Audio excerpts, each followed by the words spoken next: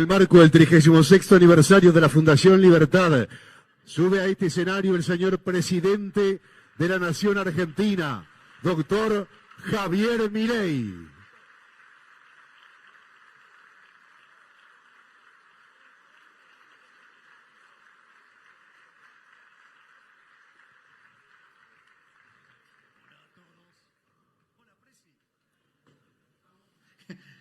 Hola a todos. Si no, no soy yo. Bueno, buenas noches. Muchas gracias a la Fundación Libertad por permitirme ser parte de esta reunión,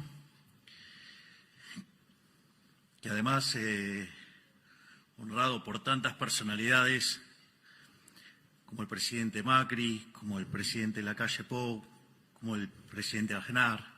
Así es que la doctora Bullrich, genia Patricia. Así que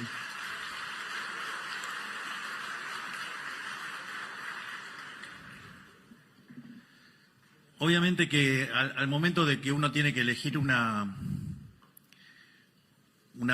ponencia, tiene que acostumbrarse y acomodarse a lo que son las necesidades del momento y al lugar donde está. Y dada la discusión, que hoy está tan presente en Argentina sobre el tema de la inflación, sobre la discusión del tipo de cambio y ese tipo de cuestiones, y dado que estoy frente a un público calificado, un público que está acostumbrado a recibir análisis económico, la intención de esta charla es básicamente contarle cómo es nuestra visión de cómo enfrentar y atacar y exterminar de una vez por todas el problema de la inflación en Argentina, que tiene una fecha de inicio clara, que es cuando se creó esa institución nefasta que está en Reconquista 266, llamada Banco Central de la República Argentina.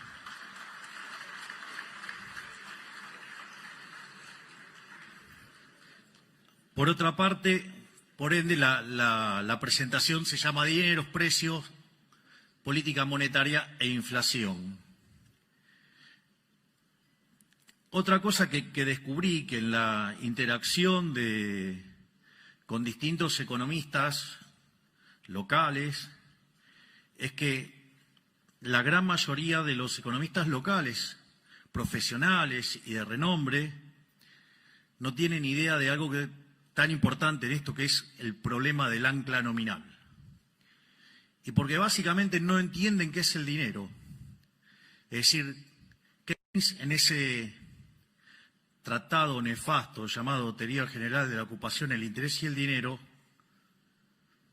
causó un daño tan grande que todavía, seguimos heredando algunos problemas de definición de marco conceptual que hace que nos equivoquemos tanto y tan seguido los economistas. De hecho, recién en el auto repasábamos un chiste que decía, de las últimas 5 recesiones, ¿cuántas pronosticaron los economistas? 9. Más allá de los chistes de esto. Entonces, resulta fundamental y clave entender qué es el dinero. O sea, lo que uno se da cuenta es que discuten el problema de la inflación y no entienden qué es el dinero. Entonces, está el coloso está Federico Sturzenegger. Qué placer que lo acabo de ver. Gracias, Federico.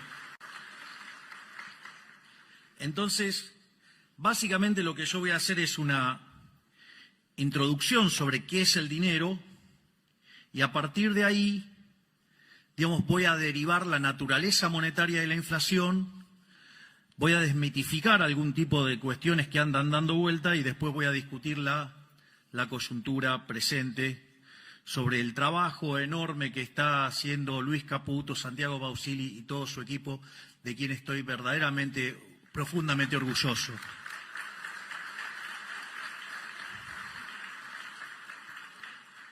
Entonces, lo primero es, si no hubiera dinero, ¿cómo sería la economía? Bueno, la economía sería una economía de trueque, donde se intercambian bienes por bienes. Ahora, en una sociedad chiquitita eso no es en principio un problema, pero en una sociedad más grande sí es un problema, porque ustedes tienen un problema que se llama la doble coincidencia. Es decir, ustedes tienen que encontrar a alguien que quiera comprar lo que ustedes tienen y al mismo tiempo, digamos, machear la venta, digamos, o sea, que además quiera lo que ustedes tienen. Por lo tanto, ese proceso se hace muy, muy difícil. Pero al margen de que ese proceso sea extremadamente difícil, aparece un segundo problema, que es el problema de la indivisibilidad. Porque sí, yo puedo querer comprar pan, el panadero quiere comprar el servicio de análisis económico, pero, digamos, o sea, la cantidad de kilos de pan que me tiene que dar, digamos, para que yo le hable, no sé, una hora de economía, no me apea. Al menos hoy. Y espero que después de mi paso por la presidencia, muchísimo más. Porque tengo que seguir laburando después. Entonces, ahora, frente a esa situación, digo, el hombre no se quedó llorando. O sea, no es que se puso a llorar en un rincón, digo, y lloraba por el problema de la doble coincidencia y la indivisibilidad. Le buscó la vuelta, y descubrió que había bienes que se intercambiaban muchísimo más que otros. Es decir, entonces, no es que compraba esos bienes que se intercambiaban mucho porque en principio los quería tener, sino que los adquiría para poder usarlo de medio indirecto para comprar otros bienes. Es decir, la idea del bien de intercambio indirecto. Es decir, y cuando aparece el bien de intercambio indirecto, lo que está apareciendo ahí es justamente el dinero. Es decir, ese bien que oficia como bien de intercambio indirecto, justamente ahí nos encontramos con la aparición del dinero. Entonces, por ejemplo, cuando el hombre era nómade, el primer dinero que apareció, ¿cuál era? El ganado. ¿Por qué? Porque el ganado era lo que comían y como eran nómades, les permitía moverse con el ganado. Consecuentemente, usaban el ganado como moneda. Después el hombre se volvió sedentario, entonces descubrieron que había otras formas más eficientes de utilizar dinero. Entonces, por ejemplo, una de las cosas que consumía mucho el hombre, que era el pan. Entonces, ¿qué empezaron a usar como bien de intercambio indirecto? El trigo. Entonces, no es que compraban y vendían trigo porque les interesaba el trigo per se, sino que en realidad lo usaban mucho, ¿por qué? Porque era un bien de intercambio indirecto. Ahora, no solo eso. Después, por ejemplo, digo, cuando uno dice el término salario, ¿sí? ¿Y por qué era salario? Porque básicamente se pagaba en sal. ¿Por qué era tan importante la sal? Miren, si había personas que le iba muy bien, digamos, en la antigüedad, era la gente que llevaba por todos lados que especies. ¿Por qué? Porque les permitía que tenga gusto algo la comida. ¿Ustedes se fijaron en lo que es comer la comida sin nada de condimento? Es una inmundicia. Dios se lo digo, no sé cómo es lo gracioso, pero traten de hacerlo, es una cosa horrible. En especial, fíjense que es lo que le pasa cuando se ponen a dieta. Digo, hay algunas dietas que son un poquito más complicadas, sobre todo la de gasto público. Pero bueno.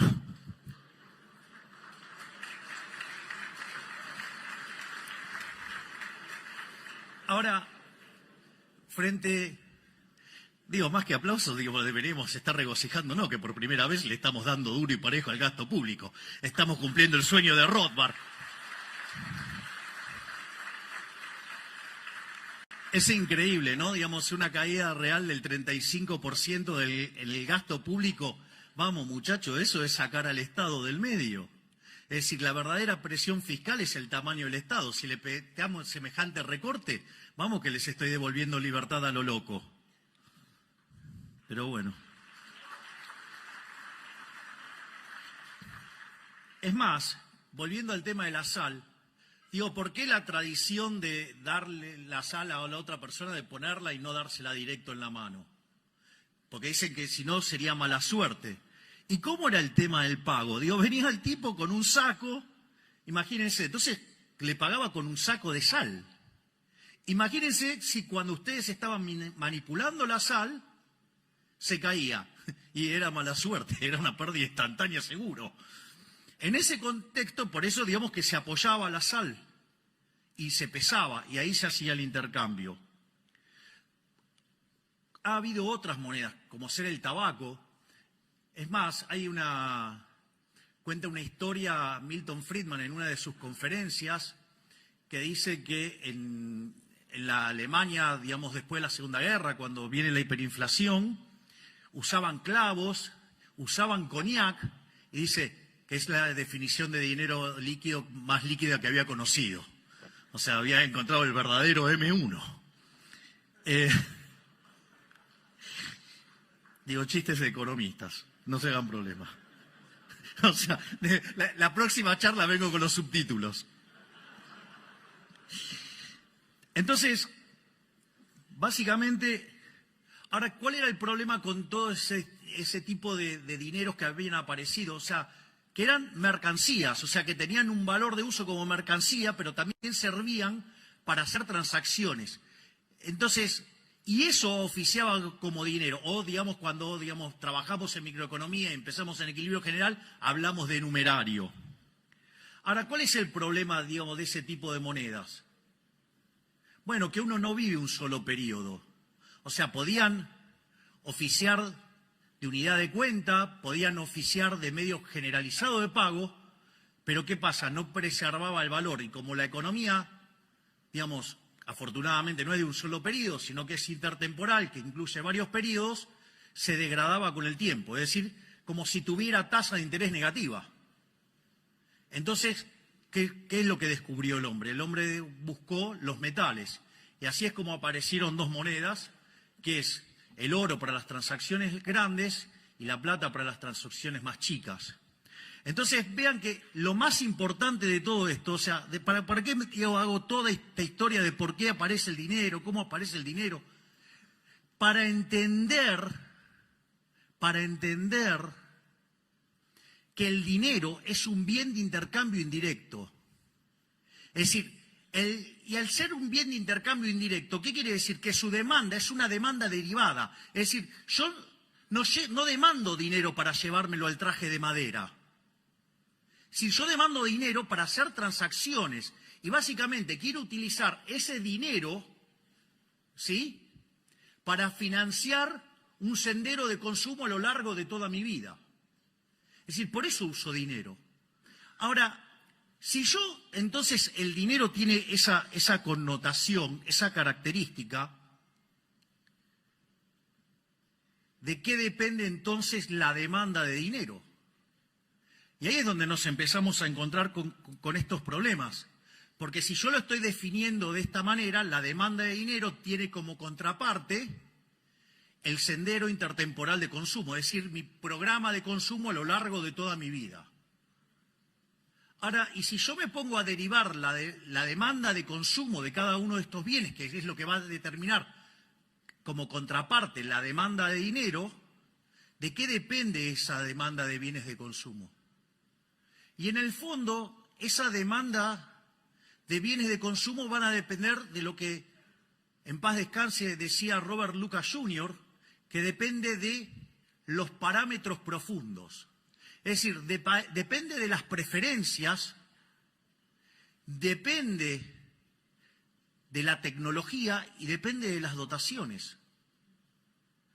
Digo, por lo tanto, si las dotaciones están dadas, las preferencias están dadas y la tecnología, digamos, es un caso, digamos, sin que se haga alguna suposición sobre el progreso tecnológico, que tal, digamos, también está dado y si lo quieren asumir, digamos, lo van a poner adentro del modelo. En el fondo, como diría un físico, en condiciones normales de presión y temperatura, la demanda de dinero debería ser una cosa absolutamente granítica que tiene como contrapartida mi sendero intertemporal de consumo que depende de los parámetros profundos que son datos dados. Esto es un tema demasiado interesante porque digo, ¿qué es lo que sucede? Porque si entonces la demanda real de dinero, que es esto que acabo de decir y que sin presencia de ese ente nefasto que emite papelitos, digo, debería ser una cosa bastante dura, granítica. Y eso debería igualarse a los saldos reales, es decir, la cantidad de dinero dividido el nivel de precios.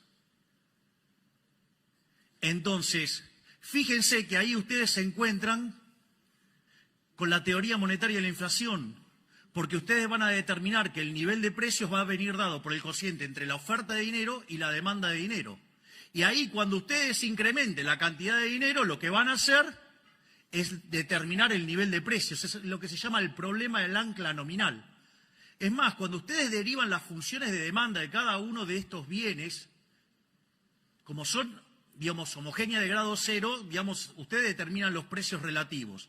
Y al determinar que el dinero es el numerario, lo que hace el Banco Central es que queden todos los precios determinados en dinero, es decir, determina la escala nominal de la economía.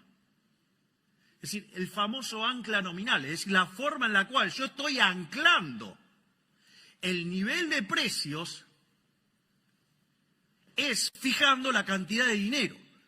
Entonces, si desde que asumimos en diciembre la base monetaria está constante, pese a que compramos 15.000 millones de dólares, pese a que se nos dispararon los puts, pese a que tuvimos que pagar los pasivos remunerados, la contracción por Bopreal y la contracción por superávit fiscal ha sido tal que compensó todo eso y dejó la base monetaria constante. Por eso está bajando la inflación.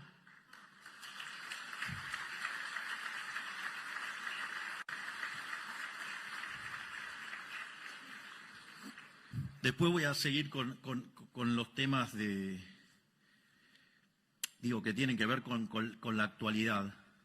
Pero, o sea, cuando dicen, algunos economistas profesionales, asumo que algunos, por ignorancia, otros por resentimientos, otros porque, o sea, si se quisieran suicidar, lo mejor que podrían hacer es tirarse de los más altos de su ego. Que quedarían hechos un huevo frito abajo. Es decir, no hay plan de estabilización. ¿Y cómo es que baja la tasa de inflación? ¡Qué magia! No, dejamos constante la cantidad de dinero. Es más, cuando ustedes hacen la configuración de un programa de estabilización, tiene básicamente 3 elementos centrales.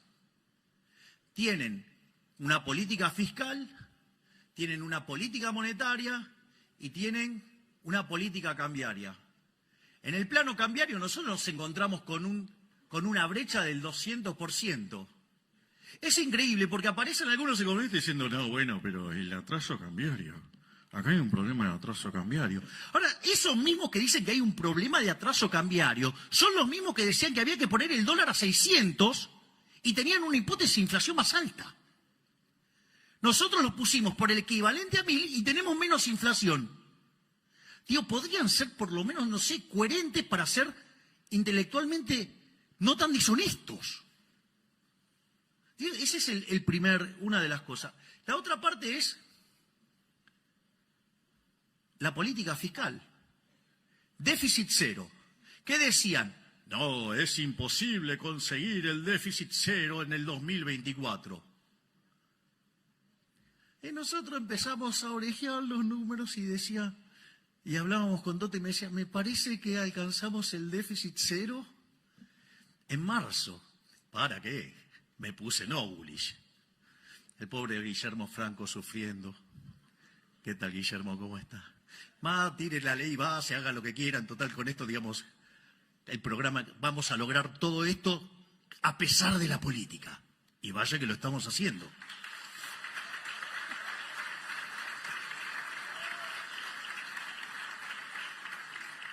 ¿Y con qué nos encontramos?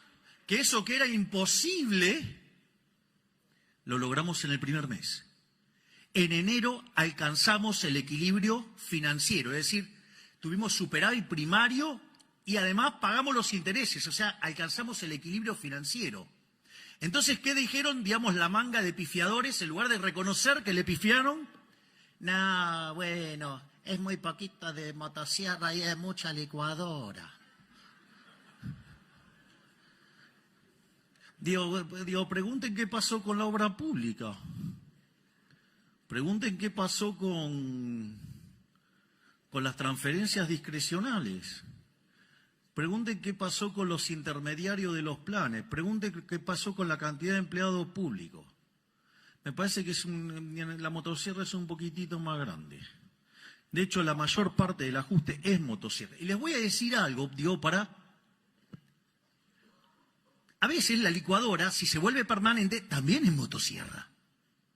Que quede claro, entonces. Es decir, con lo cual, o sea, la motosierra final es cuestión de tiempo, hasta que terminemos de estabilizar. Es más, y aquellos que dicen, no, bueno, pero ustedes no son liberales, subieron los impuestos. Ah, ¿subimos los impuestos? Yo suelo utilizar un ejemplo muy interesante para entender el robo que es la política monetaria, que es el caso de una economía que hace transacciones en oro, ¿no? Entonces, supongamos que tenemos una economía que hace transacciones en monedas de oro y aparecen ahora por acá un par de amigos míos, aparece un físico y aparece un químico y me traen la fórmula para convertir el plástico en oro. Entonces, ¿qué empezamos a hacer? Empezamos a comprar plástico. Entonces, ¿qué empezamos a hacer? Empezamos a falsificar oro. La pregunta es, si yo ese oro lo tuviera guardado en mi casa, o tengo un problema de autoestima y entonces quiero alardear que tengo toda una casa de oro y no es de oro, digamos, de todo oro falso, entonces agarro y hago todo eso. Hasta ahí no hay ningún problema, porque yo ahí no estoy cometiendo ninguna estafa, hasta ahí no hay nada. O sea, lo único que estoy haciendo es falsificando. ¿El problema cuándo aparece? El problema aparece cuando ese oro falso yo lo meto adentro de la economía como si fuera bueno. Y cuando hago eso, ¿cuál es el problema? Estoy aumentando la oferta de oro. Y al aumentar la oferta de oro, el poder adquisitivo del oro cae. Es decir, que todos los precios expresados en unidades de oro suben. Eso se llama ¿cómo? Inflación. Es decir, donde la verdadera estafa no es la inflación, la verdadera estafa es el señoriaje. Es decir, es la emisión monetaria la verdadera estafa. Porque yo les hago una pregunta. Si ustedes tuvieran una economía en crecimiento y el Banco Central emite acorde al crecimiento de la demanda de dinero como consecuencia del crecimiento de la economía, suponiendo que el consumo fuera una fracción constante del ingreso. Así queda todo perfecto en términos de la estructura que usé. Entonces, ¿qué es lo que sucede? La inflación es cero. ¿No hay estafa ahí? Sí que hay estafa. Sí que hay estafa. Entonces claro, cuando quieren hacer la cuenta del impuesto inflacionario no le da. Porque cuando calculan la tasa, le da la tasa de inflación dividido 1 más la tasa de inflación. Entonces, como es cero, entonces no le da. Y en realidad sí hay estafa. ¿Por qué hay estafa? Porque si no hubieran emitido, hubiera deflación. Es decir, la deflación es algo sano. Es decir, la deflación, de hecho, para los clásicos que se dedicaban a mirar todo el día qué estaba pasando en la economía y después escribían, para ellos no eran un problema. Por eso recomiendo enfáticamente un libro maravilloso de Philippe Bagus que se llama Defendiendo la deflación. Lo que pasa es que cuando hay deflación, o sea, hay algunos que ganan y hay otros que pierden. Bueno, si, tienen más exposición los que pierden, y bueno, claro, entonces, la deflación es mala. Pero no es mala, porque deriva, de hecho, del propio crecimiento económico y implica devolverle recursos a la gente. Ahora, entonces, esto quiere decir que la verdadera estafa es la emisión monetaria. Esto es muy interesante porque el gobierno delincuente que nos precedió, en los 4 años de gobierno emitieron 28 puntos del PBI, manga de chorros.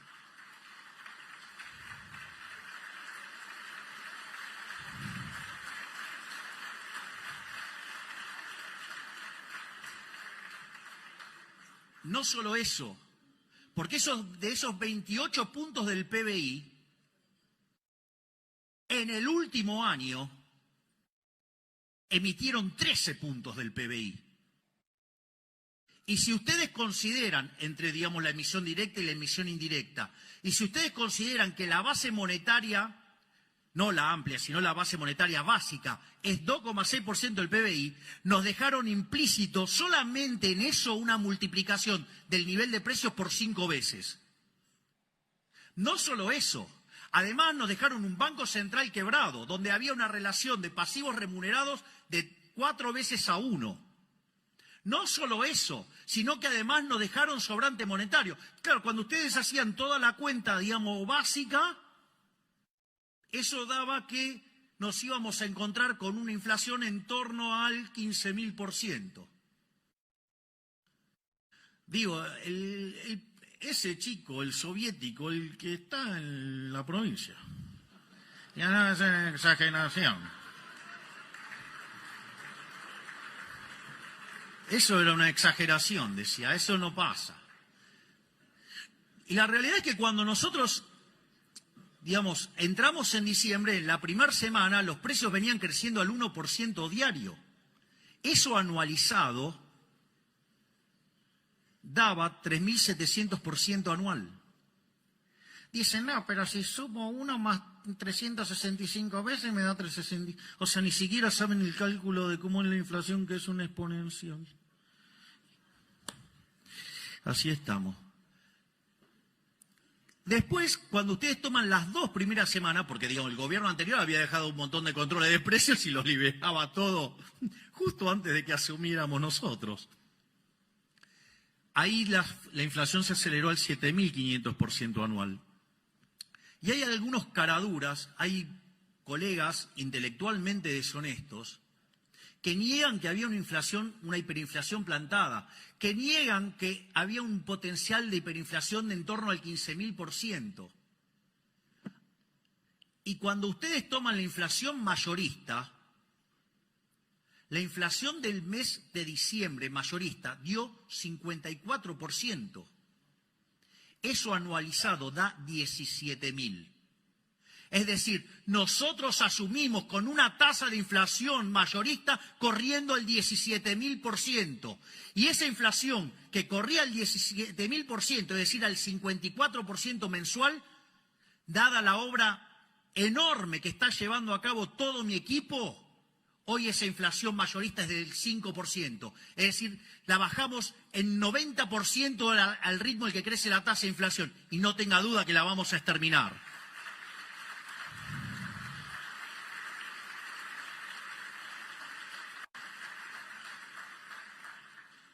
Entonces, tenía toda una parte donde me peleaba con Keynes, pero la voy a omitir. Sí, porque digamos, me pongo un poco denso, intenso, porque te voy a tratar de mantener las formas. Entonces, lo primero que... Entonces es interesante porque claramente nosotros tenemos un programa de estabilización, un programa de desinflación, porque por algo baja la inflación. No es que baja por arte de magia. Es más, hay otro elemento central de por qué baja la tasa de inflación. Una de las cosas enormes, digamos, que es digno de admiración, es el trabajo que está haciendo Santiago en el Banco Central y todo su equipo, Santiago Bausili. ¿Esto por qué es tan importante? Porque miren, cuando ustedes tienen un banco central quebrado, es decir, que quiere decir que los pasivos valen más que sus activos, la única forma donde ustedes corrigen la quiebra tradicionalmente es mediante un tremendo fogonazo inflacionario de modo tal que los pasivos monetarios se achiquen. Y cuanto más quebrado están, la tasa de inflación que ustedes necesitan es muchísimo más alto para dejar en equilibrio el patrimonio neto. Entonces, en la medida que ustedes tienen un nivel de precios de hoy, en la medida que ustedes van a una quiebra del Banco Central y necesitan licuar eso, implica precios más altos, ¿no? Una inflación más alta implica... Entonces, cuando ustedes toman el nivel de precios que deja en equilibrio el balance del Banco Central respecto al nivel de precios que tiene hoy, unen eso, les da una línea y la pendiente de esa línea es la tasa de inflación.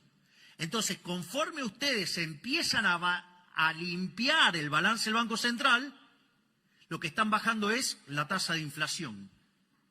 Esto es un tema muy interesante. Es decir, el trabajo que hace el Banco Central es fundamental, el saneamiento es fundamental para bajar la tasa de inflación. Es decir, ¿pero qué quieren que le diga? Si había uno que decía, no podés dolarizar, si no hay fideo y no hay tuco, y me invitó a fideo hay tuco, fideo con tuco. Pues se equivocó, pero es más fácil tirar volquetes de estiércol antes que reconocer el error. De hecho, una de las cosas, miren, digamos, si los que están murmurando se comieron el verso, lo siento, I'm so sorry. La vida es así. De hecho, fíjense que nosotros teníamos varias propuestas de dolarización. En la medida que íbamos avanzando, algunas se nos caían, otras quedaban en pie. La única que me quedó en pie es la que habíamos propuesto nosotros, que era tomar los pasivos del Banco Central, los activos del Banco Central, pasarlo a títulos de mercado, que obviamente tienen un descuento enorme, ¿sí? Y con esos títulos ponerlos contra los dólares y haciendo todas las correcciones que esos títulos subieran de precio, y eso ofrecía un negocio enorme. Bueno, les aviso que cuando nosotros asumimos, los bonos estaban en $18, póngale 20 para redondear. Hoy los bonos están arriba de 60. Recibimos el riesgo país en 2.900, hoy estamos en 1.150. Es decir, además, estamos haciendo una caída del riesgo país como pocas veces visto en la historia argentina. ¿Y saben qué? Eso predice que para adelante la economía rebota. Por eso, digamos, están tan nerviosos. Por eso utilizan causas nobles para tratar de desestabilizar un gobierno. Porque saben que van a perder y no vuelven más.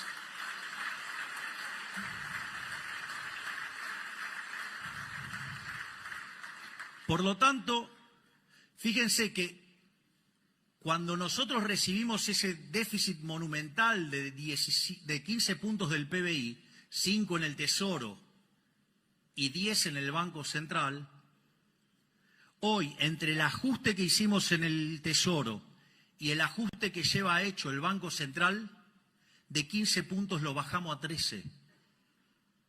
No solo eso, cuando termine el año le habremos devuelto al sector privado 15 puntos del PBI en ahorro. ¿Quieren saber cómo va a crecer la economía? Va a subir como pedo de buzo.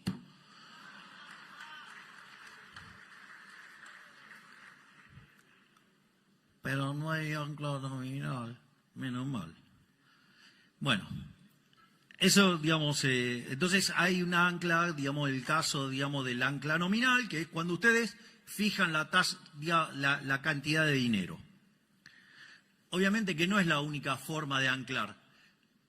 Hay cosas que verdaderamente a mí me parecen divertidas, ¿no? Porque vienen economistas y dicen, no, bueno, porque no hay un plan integral, porque debería definir la matriz productiva de los próximos, 5 años. ¿Qué quieren? ¿Un plan quinquenal? No soy Leontiev, no soy un comunista, soy liberal libertario. Creo en la libertad, creo que eso lo tienen que determinar los empresarios, no un burócrata, fatalmente arrogante desde una oficina.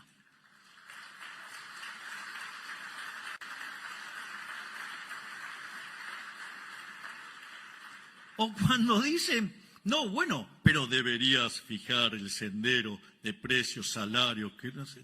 Digo, de vuelta, muchachos, soy liberal, yo creo en el sistema de precios. Es decir, ustedes para poder saber cuál es el vector de precios, deberían de vuelta conocer las preferencias, la tecnología y las dotaciones. Pero si ustedes además lo quieren hacer intertemporal, lo tienen que hacer desde hoy hasta el fin de la historia, ¿sí? Y además, con lo cual tienen que saber cómo se va a mover la población, cómo va a moverse, digamos, las preferencias, cómo van, digamos, a moverse la tecnología. Es más, cosas que ustedes antes creían que no estaban en las dotaciones, pasan a ser dotaciones. O miren si, digamos, o sea, vamos, conquistamos Marte y nos traemos recursos de Marte, qué sé yo, digo, son un montón de cuestiones, digo, que... Entonces, digamos, para poder acertar todo eso uno tendría que ser omnisciente, omnipresente y omnipotente. Es decir, deberían ser Dios. Digo, mire, por mucho que le pesen a los políticos, ¿saben qué? No son Dios. Les diría que son peores que el ser humano promedio.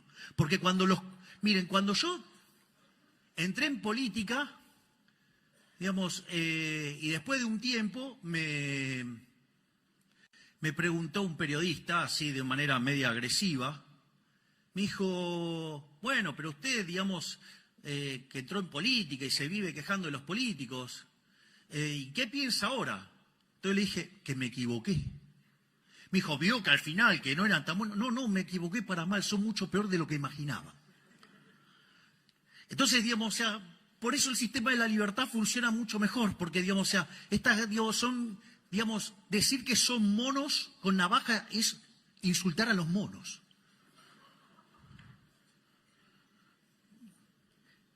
Entonces, digo, ¿cómo voy a estar fijando precios? No, tiene que fijar el sendero de los precios. ¿Cómo? Digo, están locos. O sea, soy liberal. O sea, digo, me da urticaria hacer eso.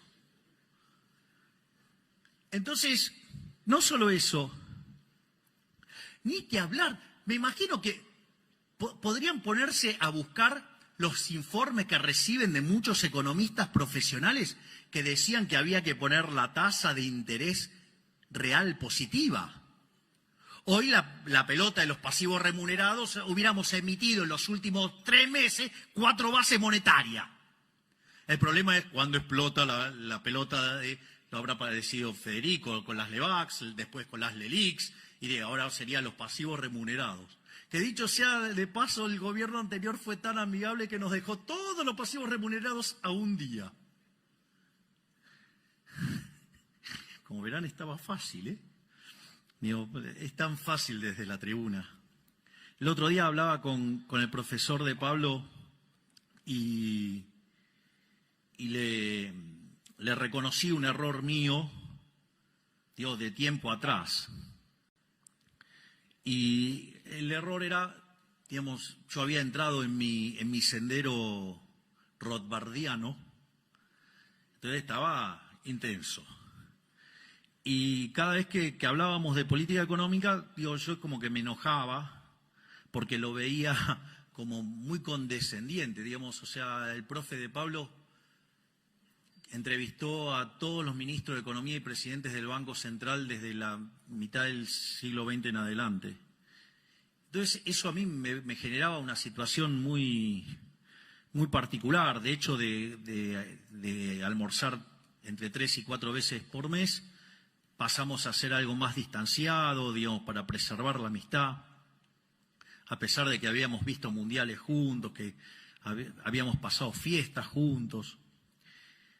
Y el profe de Pablo, con su sabiduría, seguro que dijo, andá, aprendé y volvé.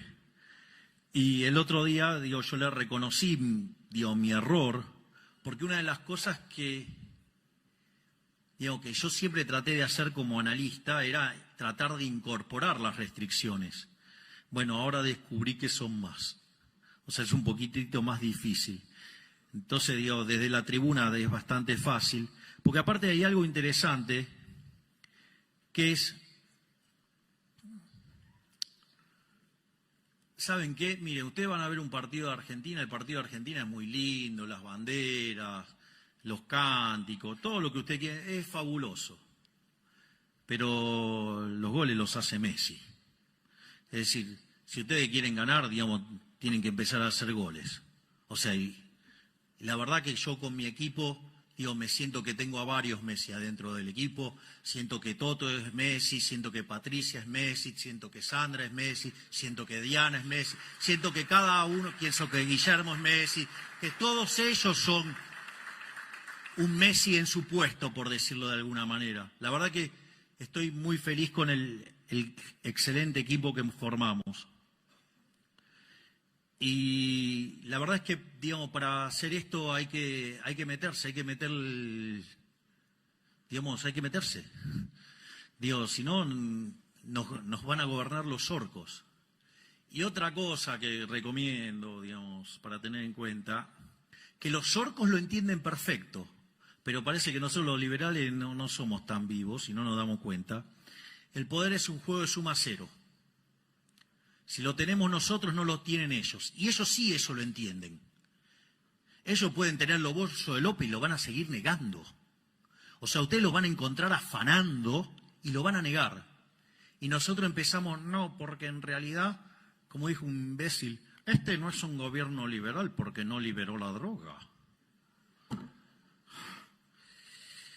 O que no bajamos los impuestos y sucede que le estamos devolviendo a los argentinos 15 puntos del PBI en términos de no señoriaje. Es decir, bueno, sí hay una sustitución de impuestos, pero digamos en el neto, digamos, el gasto público en términos reales está cayendo. Digamos, lo que diría Rothbard, la verdadera presión del Estado está cayendo. Es decir, digo, estoy cobrando menos, digamos, o sea, en el fondo voy a tener menos impuestos, porque tengo un Estado más chico. La otra forma, digamos, que se suele utilizar como ancla, se suele utilizar el tipo de cambio, es decir, fijar el tipo de cambio y usarlo como ancla. Eso tiene un sentido, porque en realidad el nivel de precios local, entonces, en ese caso vendría dado por el tipo de cambio, que está fijo, y por el nivel de precios internacionales. Y eso permitiría determinar el nivel de precios. Y cuando ustedes hacen eso, digamos, como siempre, la cantidad de dinero dentro de la economía viene determinado por la demanda de dinero. Entonces, dada la demanda de dinero, si ustedes emiten, lo que van a tener como contrapartida es pérdida de reservas. Digo, no sé, vieron que siempre, digamos, el kirchnerismo hizo lo mismo. Digo, fija el tipo de cambio porque cree que es el tipo de cambio el que determina el nivel de precio, lo cual es una burrada. Entonces fijan el tipo de cambio y emiten. ¿Y la consecuencia cuál es? Perdemos reservas. Entonces cuando no le gusta la pérdida de reservas, entonces ¿qué hacen? Ponen los controles. Y cuando los controles no son efectivos, porque digamos la gente se logra escapar, ¿sí? Entonces ¿qué hace? Mete ley penal cambiaria, porque entonces así si ustedes deciden salir de la estafa del Estado, entonces ley penal cambiaria. ¿Por qué? Para que de esa manera aumente forzosamente la demanda de dinero y aumentar la base imponible del impuesto inflacionario. Un impuesto no legislado, un robo. Y después cuando yo digo que el que fugó la plata es un héroe, viene un imbécil y me hace un juicio. Es buenísimo. O sea, el chorro acusando al honesto. Más claro, imposible. Por eso no es que casualidad que tengamos 100 años de decadencia. Si tenemos la cabeza quemada del socialismo en la sangre.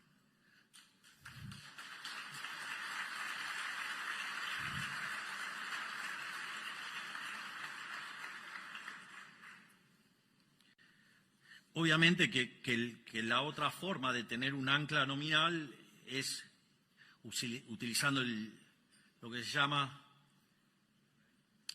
el sistema de metas de inflación, pero ahí digamos, el ancla es una cosa más complicado, porque en rigor, si ustedes lo quieren pensar en términos de cantidad de dinero, no lo tienen. ¿Por qué? ¿Cuál es el problema? Porque si estoy fijando la tasa de interés, entonces no fijo la cantidad de dinero, y si no fijo la cantidad de dinero, no puedo fijar el nivel de precio. Entonces tengo lo que se llama un problema del ancla nominal.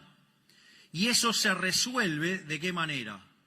Cuando tengo las expectativas de inflación, al tener, digamos, determinados los precios esperados, entonces Si las expectativas están ancladas, puedo determinar los precios de hoy, puedo determinar la demanda de dinero, y al determinar la demanda de dinero, determino la cantidad de dinero y el sistema queda anclado.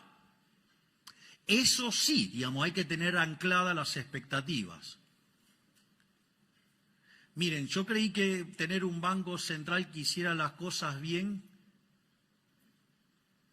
digamos, era posible.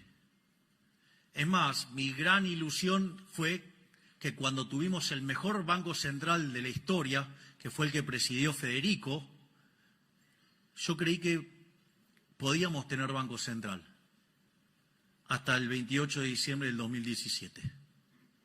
Digamos que se lo llevaron puesto y así fue lo que gastilló el retorno del kirchnerismo. Entonces, en ese sentido, ahí, a mí, digamos, el Banco Central, solo es cuestión de tiempo, ya lo voy a agarrar. Pero, más allá de todo esto, lo que quiero entonces ahora es, básicamente, terminar con lo que nosotros hemos hecho, ¿no? Digamos, cómo es que estamos logrando bajar la tasa de inflación. Y básicamente, de vuelta, como dije antes, un programa de déficit cero, donde atacamos de cuajo el gasto público, donde, obviamente, que en la primera parte sobrereaccionamos y el ajuste equivale. Digo, ¿ustedes escucharon lo del otro día, lo del títere? Fue increíble, diciendo, ay, qué ajuste insignificante. Dejó un déficit de más de 5 puntos del PBI. Nosotros lo llevamos a 0,2 positivo y si lo toman en términos anualizados, hicimos un ajuste de 7 puntos del PBI. Y el caradura dice, resultado insignificante. Les cuento que en los últimos 123 años de historia, Argentina tuvo déficit en 113. Quiere decir que tan fácil lo que estamos haciendo no era.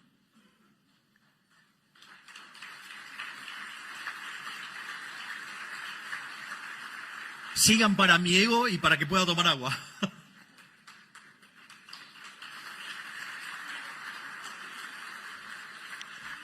Por otra parte, el saneamiento del Banco Central hizo que, de tener un déficit cuasifical de 10 puntos del PBI, digamos, hoy ya está en 4 y va camino a 3. Es decir, cuando vengan las próximas tasas de inflación y volvamos a bajar la tasa, otro punto más le vamos a echar.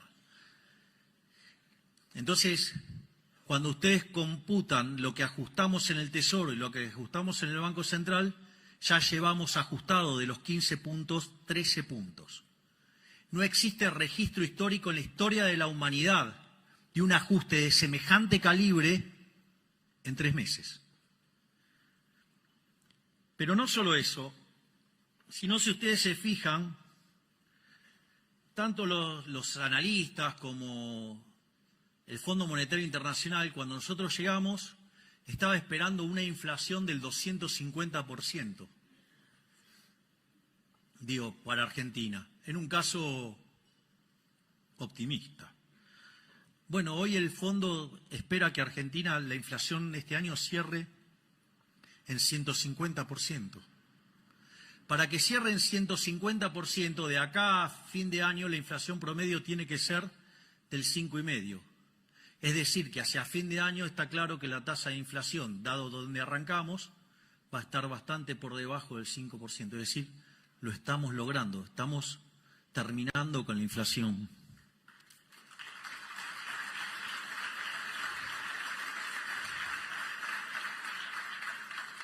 Es más, no solo eso, sino que además el fondo siempre suele ser como muy agresivo en las proyecciones. Esta vez se quedó corto con el ajuste y se quedó corto, digamos, con el tema de la inflación porque está bajando más rápido. Es decir, siempre que parecían ser el cuco de las cosas que proponían, nosotros las estamos haciendo mucho más rápido. Por otra parte, hay otra Hay otra digresión, digamos, que tiene que ver con el tipo de cambio real. Sobre el inicio de la presentación mencioné el tema de algunos que son muy deshonestos intelectualmente diciendo que el tipo de cambio había que ponerlo en 600 y la tasa de inflación le daba más alta. Y ahora se quejan por un tipo de cambio de 1000 y empiezan, no, porque hay apreciación cambiaria, hay apreciación cambiaria. Ahí hay, también, digamos, hay una respuesta a esto, digamos, también con mucha sabiduría del profe de Pablo. Es decir, una cosa es hacer economía, otra cosa es hacer aritmética.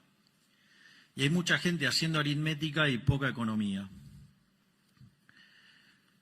Aviso que no todos cometen este error. Digamos, les espoleo el resultado. Lo que dice Arriazu tiene razón. Ahora voy a explicar. Arriazu dice que Argentina, si estabiliza, dado la estructura fiscal que tiene, va a convivir con una moneda muy apreciada. En ese contexto, esto no es menor, digamos, si tenemos que convivir con una moneda muy apreciada, porque como los precios internacionales están dados, en tanto y en cuanto el fisco no se quiera correr del medio, la consecuencia es que se va a pagar en términos de menores salarios reales. Por lo tanto, si queremos levantar y mejorar la calidad de vida de los argentinos, hay que atacar al déficit fiscal, hay que atacar al gasto público. Y no solo a nivel nacional, hay que atacarlo también a nivel provincial y a nivel municipal. Hay que barrer con el fisco en todas las dimensiones.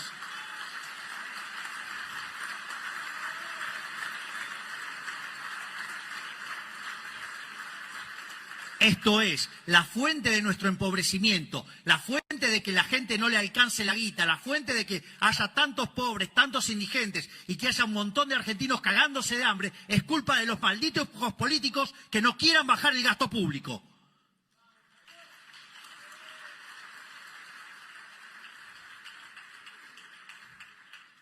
Volviendo a... Y para cerrar a los problemas del tipo de cambio real, porque es una discusión que tanto le gusta tener a todos, digo, el primer problema es, si supongamos que miramos la serie, digo, ustedes lo que van a ver es que, digamos, la serie parece la montaña rusa, pero una montaña rusa interminable.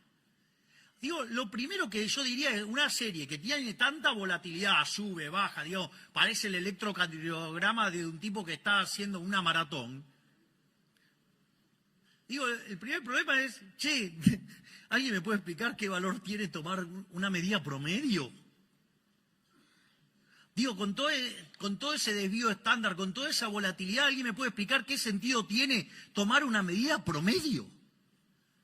Digo, ya es un problema grave. El segundo problema grave de eso es fijarlo en un momento del tiempo. Digo, lo fijo en un momento del tiempo. ¿Y quién dijo que ese era el de equilibrio? Digo, ustedes se dan cuenta que, no, antes dijimos de la fatal arrogancia porque había que conocer el vector de precios, o sea, había que conocer el vector de precios de ese momento.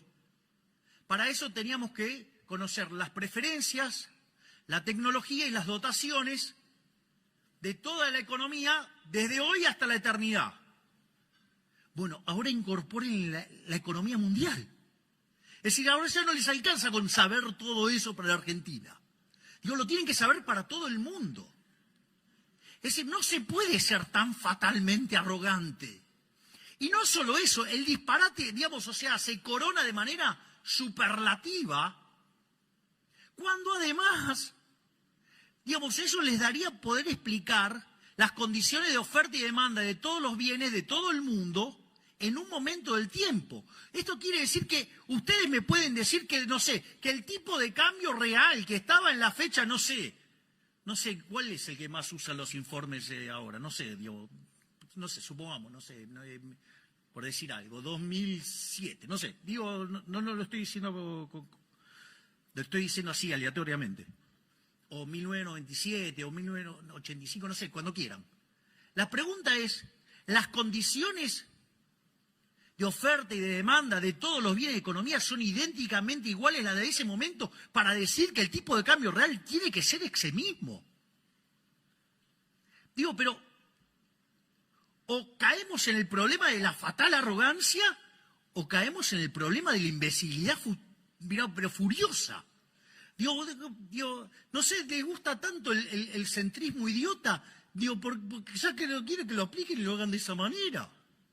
O, digamos, lo que yo sugiero, agarren toda la teoría neoclásica, un montón de pedazos, hay que tirarla de vuelta y hay que volver a abrazar la economía austríaca, que son las que verdaderamente abrazan las ideas de la libertad. Así que muchísimas gracias y les voy a decir algo. ¿Saben qué? A pesar de la política, lo vamos a lograr. ¡Viva la libertad, carajo!